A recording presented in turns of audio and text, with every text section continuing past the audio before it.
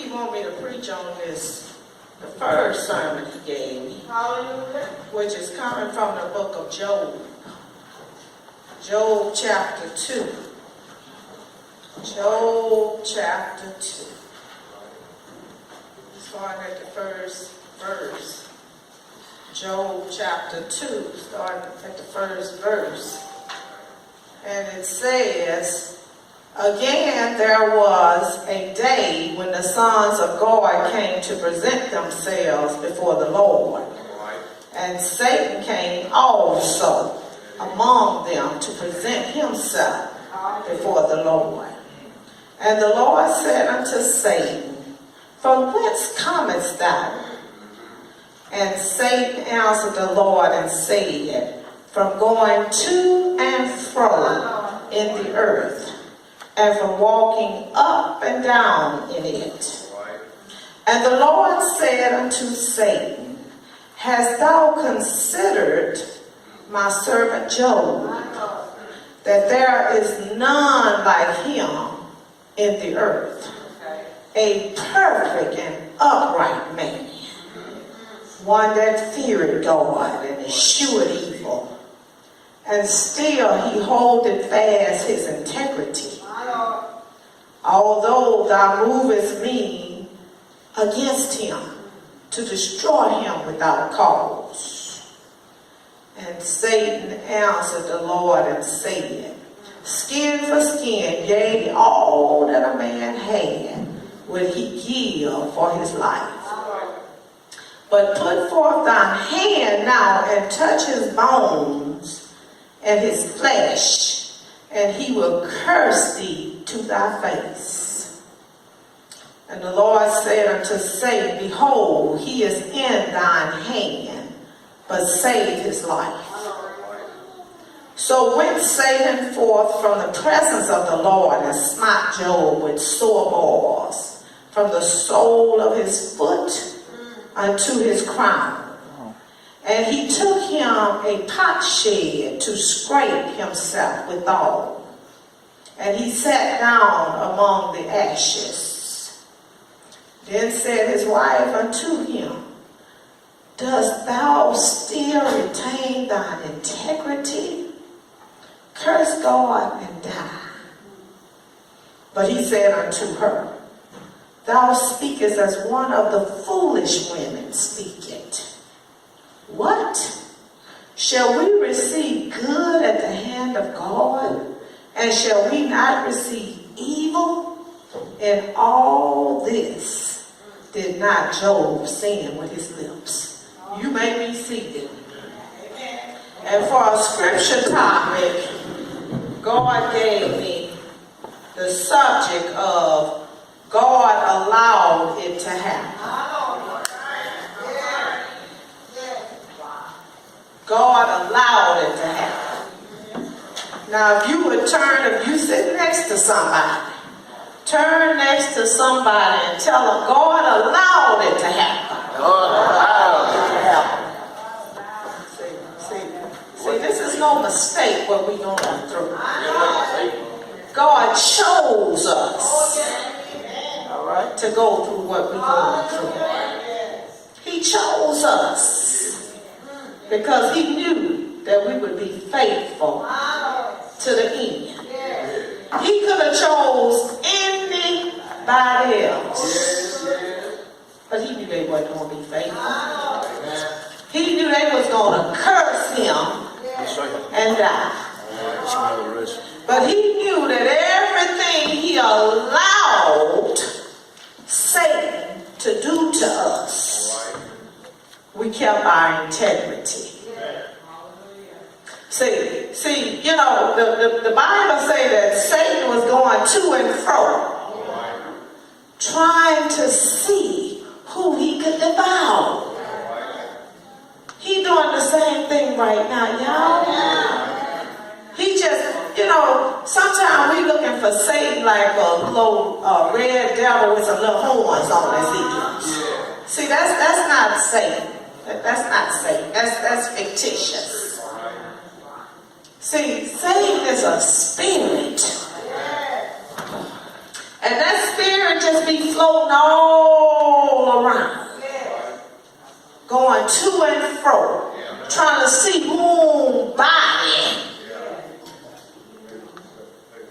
jump into and mess with your mind.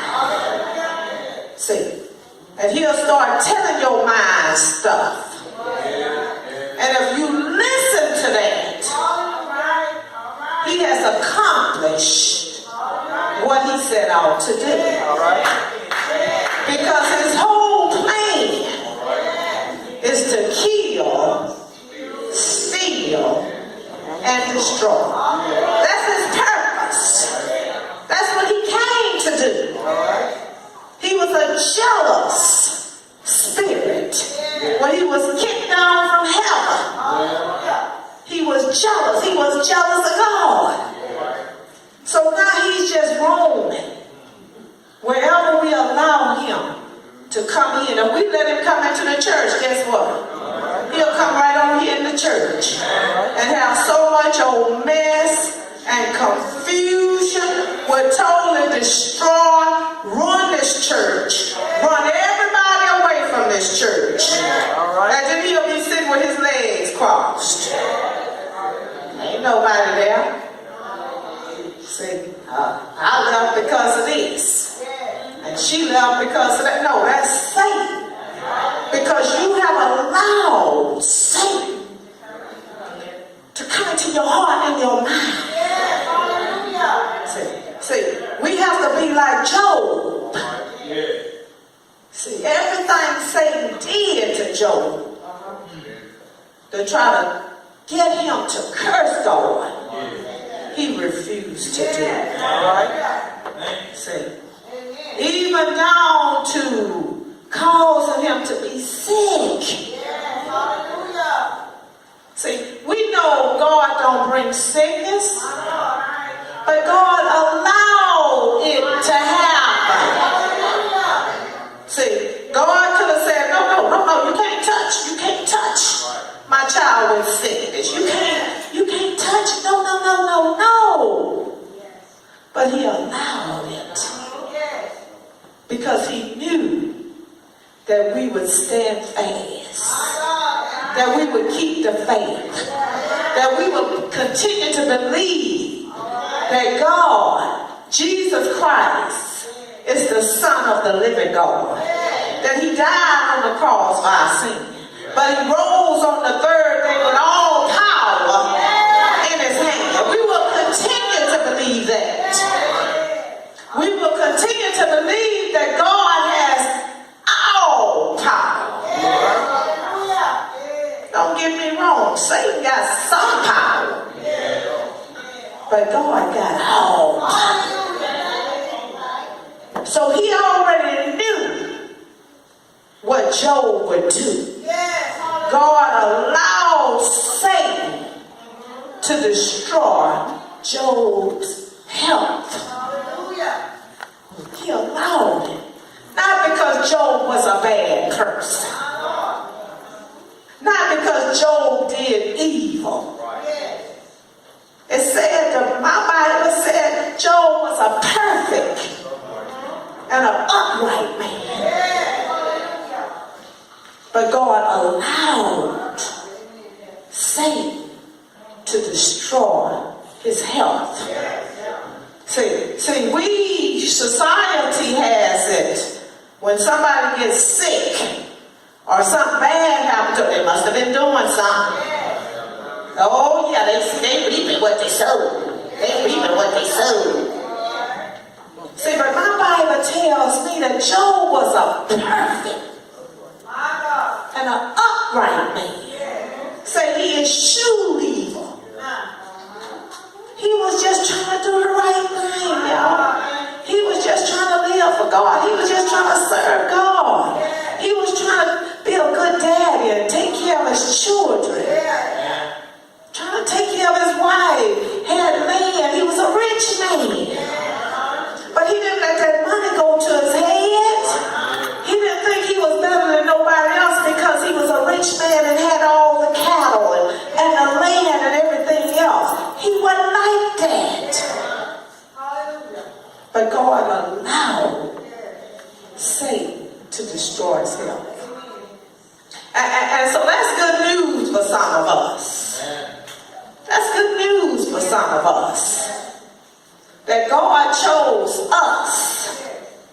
when he could have chose anybody else. He chose our loved ones. When we look and say, why you didn't choose that person? That person might not have been able to withstand what we're able to withstand. Nothing just happens. That's what we need to realize, y'all. We look at our society right now, politically, socially, financially, economically. We look at our society and we say, how can the world be in such a bad shape, such a bad condition? God ain't in this. God said he's in all of it. Because my God is omnipotent, omnipresent, which means he's all knowing and he's everywhere at the same time. He knows. He knows what we think before we think it. He knows what we're going to do before we do it. So when we look at the world and we question God, how could you allow this to happen? It's not for us to question God. It's for us to continue to worship, to serve God. The prayer of serenity. Lord, grant me the serenity to accept the things that I cannot change. To change the things that I can change. And the wisdom to know the difference. Now each one of us is here for a purpose. We got a purpose. And there's some things we can't change. We can't change it in our homes. We can't change it in our church. We can't change it in the community, on our job. But there is some things that God has put us here to change the world. Dr. Martin Luther King Jr., he had a purpose. His purpose was to come here to endure racism, discrimination, evil, bad, ugly, all of that, to take beatings, that we have a privilege to the freedom that exists today. Had it not been for God and Him, we wouldn't have the Civil Rights Act that says we would not discriminate. The voting rights that we have. He had a purpose. I'm sure Caballero probably at some point in time when she saw her husband constantly getting beat up and thrown in jail, I'm sure at some point, sometimes she would say, why don't you just leave them people alone? But he couldn't, because he had a purpose. You have a purpose. You have a purpose. All of us have a purpose. But see, the problem is, we don't know what our purpose is.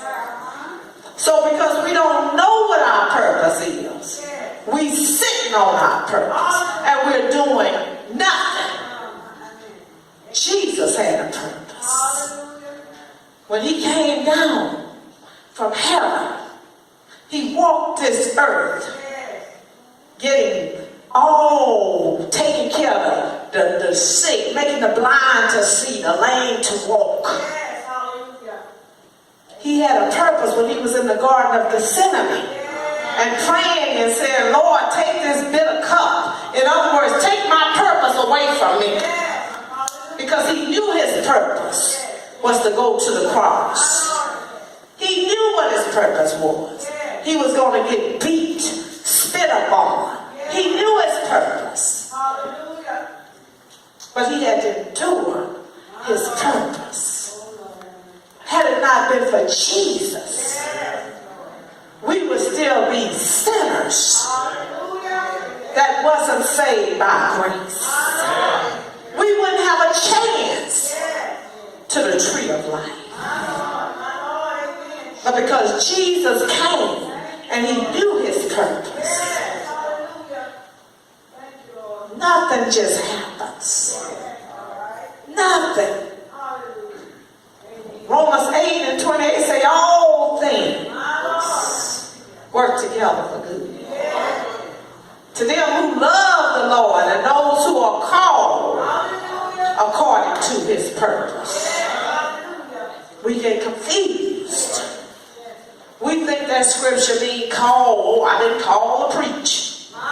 That's not the only calling. You may be called to serve in your home. You might be called to serve on your job. You might be called to serve in the community.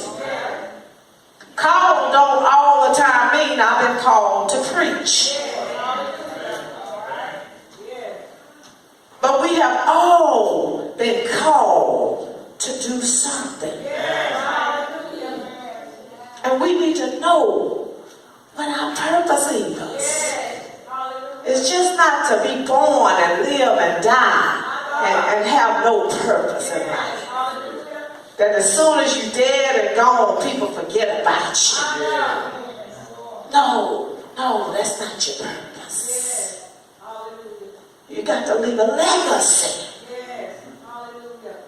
My mother left a legacy. It's not a day that goes by that somebody ain't talking about my mama. Whether it's her children, whether it's her grandchildren, her great-grandchildren, her great-great-grandchildren, friends, people that knew her. She had a purpose. And her purpose was to born 8 children into this world and to raise them. Not to bring them up. You know, I look at a lot of children nowadays, they just being brought up. But to raise them, to teach them values, to teach them right from wrong. My mama didn't just send us to church, she brought us to church. I never knew what it was like not to be in church. I hear people say, well, when I was 15, I started going to church. When I was 20, I never knew. I was just like the little baby back there, Simone's little baby. I was born in the church. And I grew up in the church. Didn't know nothing but church. Because my mama raised me. So when I was looking at a documentary, Lewis, what's the congressman? John Lewis. I was looking at his documentary last night. And you all know who he is. He walked with Dr. King. He was one that walked and led the walk on the to Selma during the voting rights. And one of the questions that the interviewer asked him, they say, how did you endure all of that? And he had to go back to his training. The Bible say, train up a child in the way they should go. And they say when they get old, they won't depart from you. Come on here. All right. You know how it is. We get in high school, teenagers graduate from high school, go to college. We want to do our own thing. We think we're grown. We can smell ourselves. But they say, not they, the Bible say, even though they may stray, but they coming back. Come on here, they coming back if they've been trained. Amen. Amen. Some of y'all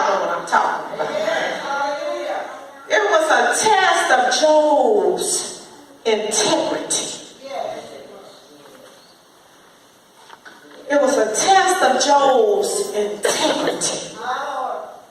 And we know what integrity is. What do we do when nobody is looking? That's a test of our integrity. Because I can get up here all day and act like I'm a big Christian. I read the Bible. I walk that straight and narrow. But what do I do when I'm not around y'all? What do I do? How do I act? How do I carry myself?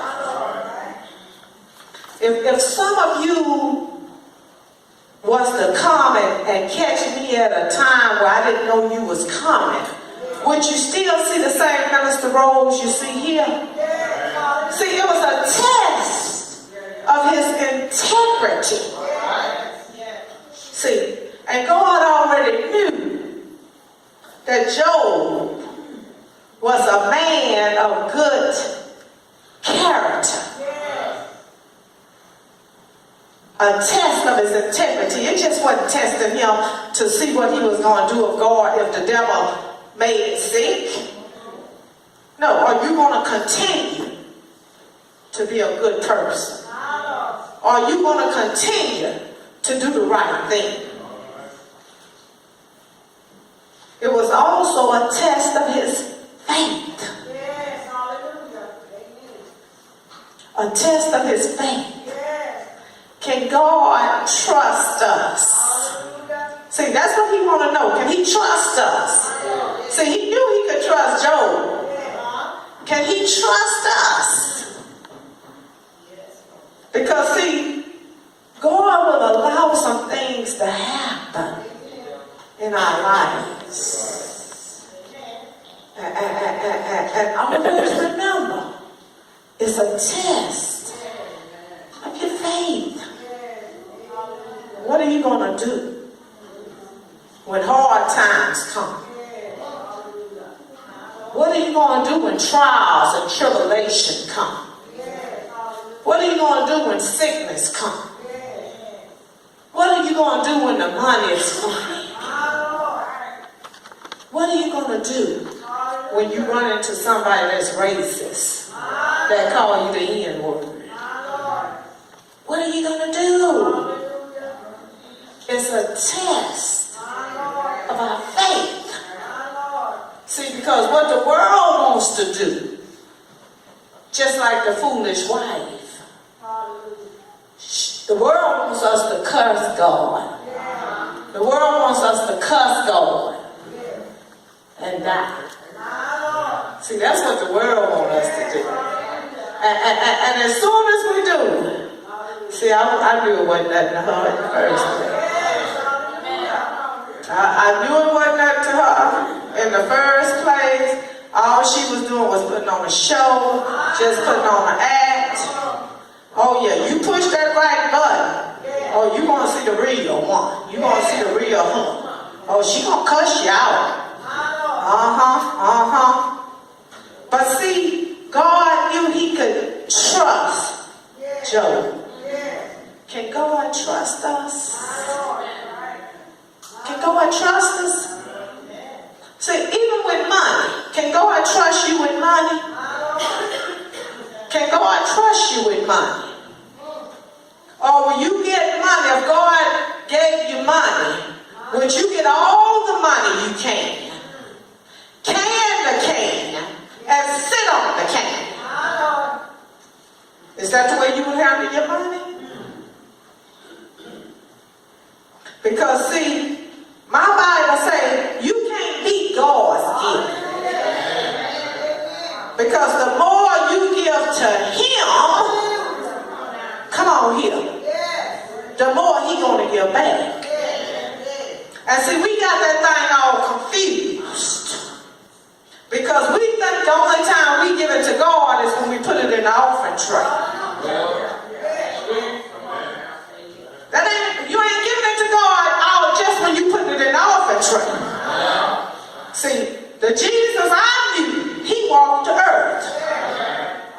He fed the hunger.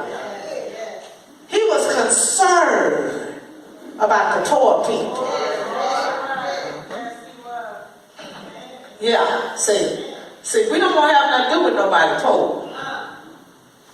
But he was out trying to help somebody. He was just like Dr. Martin Luther King, or Dr. Martin Luther King was just like him. He said, if I can help somebody,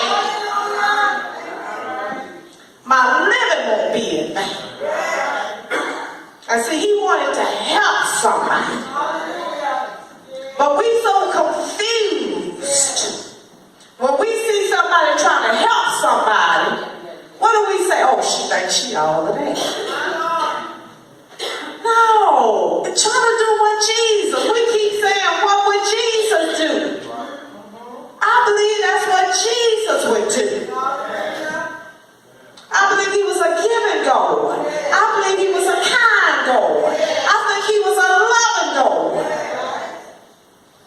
That's what Jesus would do. That's why I believe if you got a little extra money and you know somebody that might not have as much as you do, help them. They don't have to be your sister, your brother, your niece, your nephew to help them. Anybody.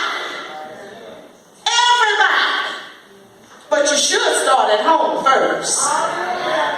Because my Bible tells me that charity begins at home.